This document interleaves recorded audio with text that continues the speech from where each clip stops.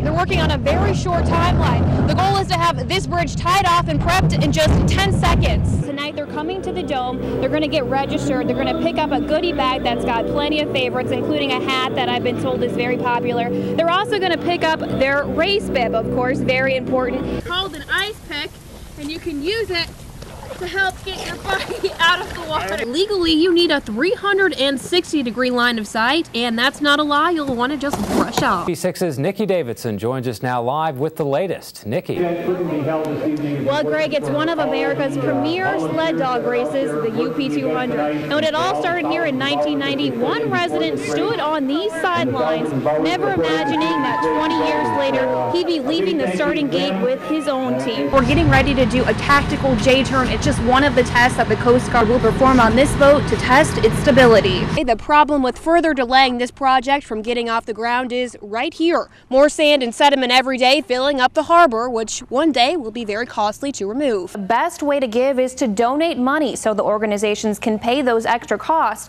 and get the food they need the most. We put together a list of food banks. Guide in like this. Okay, just guide it in. Yep. Guide it in. Here. Go right in there. There you go.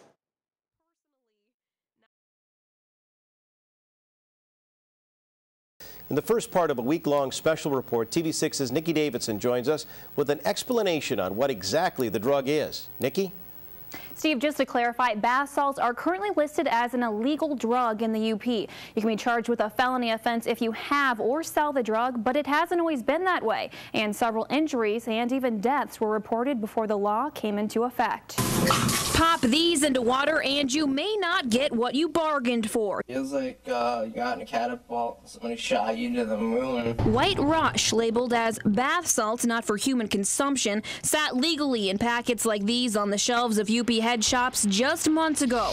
Turns out they're not a soap at all, but what law enforcement officials call a synthetic designer drug that's become deadly. People were buying a substance that was being marketed as not a drug, but the subculture, everyone knew that it was to be used like a drug. People were inhaling it, they were using it with hypodermic needles, they were snorting it. In Marquette County, emergency rooms have seen up to 8 inpatients a day suffering effects of the drug. It's been directly attributed to 2 deaths in the UP, but some say there's likely many more. This drug has seemed to come in quickly and take over people's lives quickly and have a very negative effect on physically and mentally on people's lives, more so than I've seen other drugs.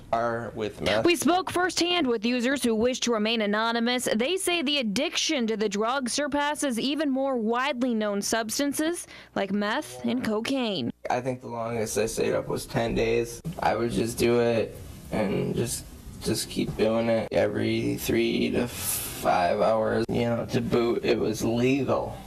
And so I was like, kind of, you know, how bad can a legal drug be? It's been illegal to sell or own since August, but it's still out there. Users say it's easy to get and they'll spend hundreds of dollars on the drug in just a week's time, unable to escape from its addictive grasp. The ugliest feeling in the world. If you just want to lay in bed and do nothing and just wait for somebody to call to get more drugs. I want to quit. I say I went into inpatient rehab 13 times. Obviously, it hasn't worked, and I think I'll die. Now we've really just hit the tip of the iceberg on the effects that these designer drugs have on the human body. I heard some truly alarming stories about how this drug affects its users physically and psychologically. Veteran B.J. Ganem didn't think sled dog mushing was something he'd ever do. Well, I was in an IED, it's a roadside bomb explosion in Thanksgiving night 2004. Killed my gunner Ryan Cantafio from Beaver Dam, and then injured myself and 2 other Marines. Doctors were forced to amputate Ganem's left leg. He also suffered a traumatic brain injury. But this weekend he's in McMillan with a group of 6 other Army and Marine soldiers with similar experiences. He says the Wounded Soldiers Project has given him the confidence to tackle this age-old sport.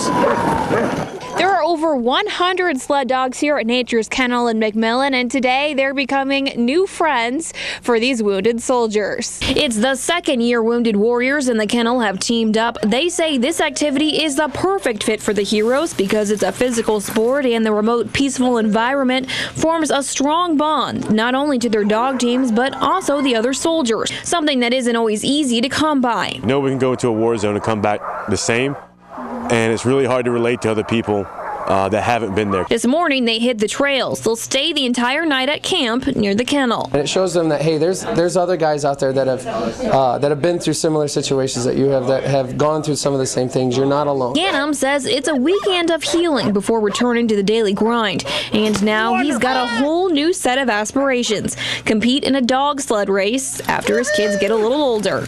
Wounded Warriors is solely funded by donations. For more information, visit our website, uppermichigansource.com. Nikki Davidson, TV6 News, McMillan. Any hit to your body is a kill, okay? When you've got 100,000 paintballs, a very eager crowd of competitors, and 5 serious missions, the stakes don't get much higher. It's all part of a National Guard mission. Give area youth something to do that's outside the box.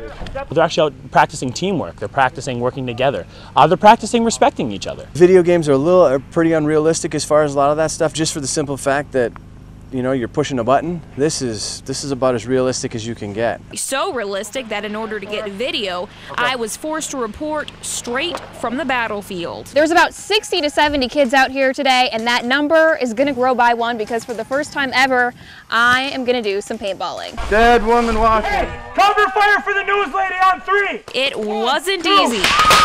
But myself included, the National Guard's goal was accomplished. These players become a team. You gave me some cover fire right when they were popping up.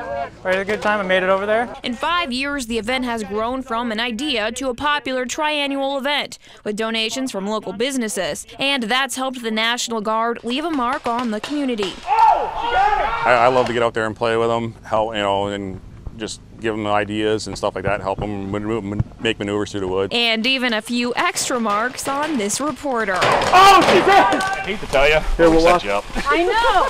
Nikki Davidson, TV6 News, Niagara. Now you can see why people really like doing this. I mean,